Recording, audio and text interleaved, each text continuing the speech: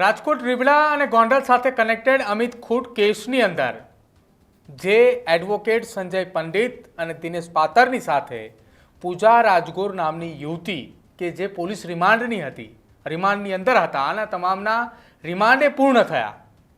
જો કે આ તમામની વચ્ચે મહત્વપૂર્ણ સમાચાર એ પણ રહ્યા કે આખી આ ઘટનાની અંદર એ 17 વર્ષીય સગીરા ક્યાં, કે જેને 3 મેના રોજ અમિત ખૂટની સામે દુષ્કર્મનો કેસ દાખલ કરાવ્યો હતો। નમસ્કાર, આપ જોઈ રહ્યા છો ન્યૂઝ રૂમને, આપની સાથે હું છું પ્રદીપ।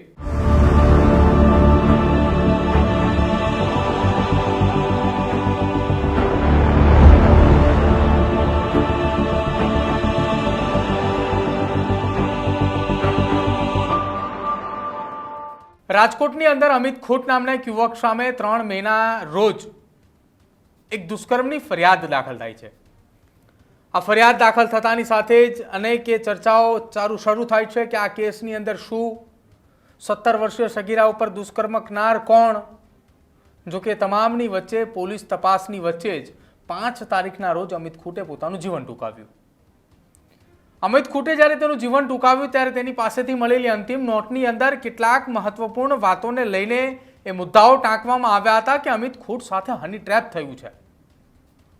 હવે હની ટ્રેપની વાત સામે આવતાની સાથે ચર્ચાઓ એ શરૂ થઈ કે આ હની ટ્રેપ કરાવ્યું તો કોણે, અને જ્યારે અમિત ખૂટ નામના યુવકે પોતાનું જીવન ટૂંકાવ્યું ત્યારથી જ એ 17 વર્ષીય સગીરા અને તેની બહેનપણી પૂજા રાજગોર એ અચાનક ગાયબ થઈ ગઈ। રાજકોટ પોલીસની ટીમે તપાસ માટે એ તમામ ગતિવિધિઓના આધારે એ અલગ અલગ ટીમો મોકલી અને એક એક પાસાઓની તપાસ કરી રહી હતી કે આ સગીરા ગાયબ ક્યાં થઈ, અને અંતે એ સગીરા અને પૂજા રાજગોર મળી આવી। સગીરાની પૂછપરછની અંદર પૂજા રાજગોરના નામનો ખુલાસો થયો। પૂજા રાજગોરની પૂછપરછની અંદર સંજય પંડિતનો ખુલાસો થયો। સંજય પંડિત અને દિનેશ પાતરની પૂછપરછની અંદર જૂનાગઢનો ખુલાસો થયો। પરંતુ આ તમામની વચ્ચે પૂજા રાજગોરના રિમાન્ડ મંજૂર થયા હતા 2 દિવસના।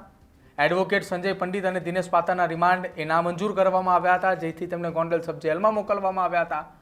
પરંતુ એ 17 વર્ષીય સગીરા કે જેને અમિત ખૂટની સામે આક્ષેપ લગાવ્યા હતા એ ક્યાં?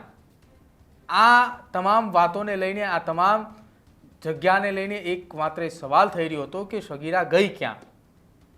તો હવે એ પોલીસ સૂત્રો તરફથી એ માહિતી મળી રહી છે કે 17 વર્ષીય સગીરા જે છે કે જેના આખી આ ઘટનાની અંદર દુષ્કર્મના આક્ષેપો કર્યા હતા, અને હકીકત આ કેસની અંદર કંઈક અલગ ખુલતાની સાથે જ તેમણે જે નોકરીની લાલચ અને સારા ભવિષ્યની લાલચ આપવામાં આવી હતી, રૂપિયાની જે લાલચ આપવામાં આવી હતી, એ માટે થઈ એને આ જે કાવતરું કર્યું હતું એ કાવતરું રચ્યા બાદ એની આગામી સમયની અંદર રિમાન્ડ હોમની અંદર મોકલવામાં આવ્યા છે, અને એ રિમાન્ડ હોમ વડોદરાનું છે।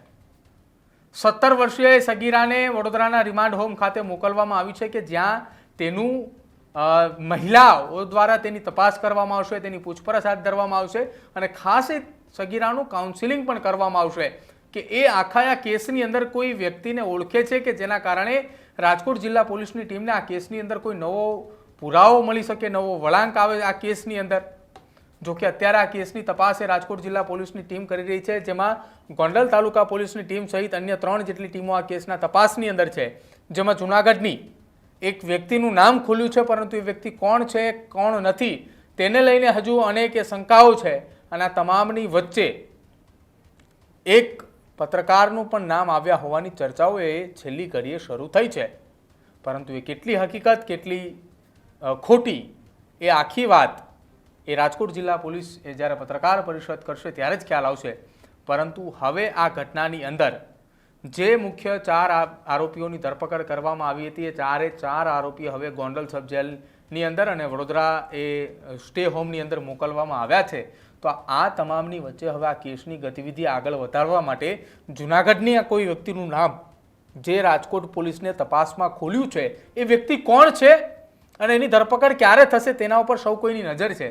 કેમ કે રાજકોટ જિલ્લા પોલીસ વડા હિમકરસિંહે જે નિવેદન આપ્યું હતું કે જેમાં મિસ્ટર એક્સના નામનો કોઈ ઉલ્લેખ કરવામાં આવ્યો હતો, એ ઉલ્લેખ કરનાર એ વ્યક્તિ અથવા તો જૂનાગઢની વ્યક્તિ એ રાજકોટના મિસ્ટર એક્સને ઓળખે છે કે કેમ, આ આખી તમામ વાતોને લઈને રહસ્યો ઘેરાઈ રહ્યું છે.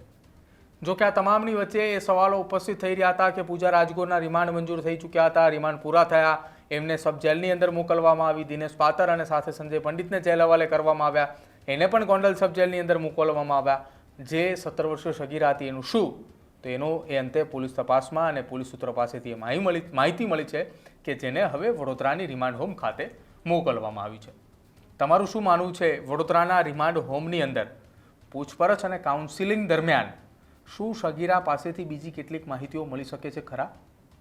શું એ 17 વર્ષીય સગીરા આખી આ કેસની અંદર ખુદ એ પોતે જ માસ્ટર માઇન્ડ છે કે પછી પૂજા રાજગોરનો ખાલી નામનો ઉપયોગ કરવામાં આવી રહ્યો છે? તમારું શું માનવું છે તે ખાસ કમેન્ટ સેક્શનની અંદર જરૂર જણાવજો. જોતા રહેજો ન્યૂઝરૂમ. નમસ્કાર.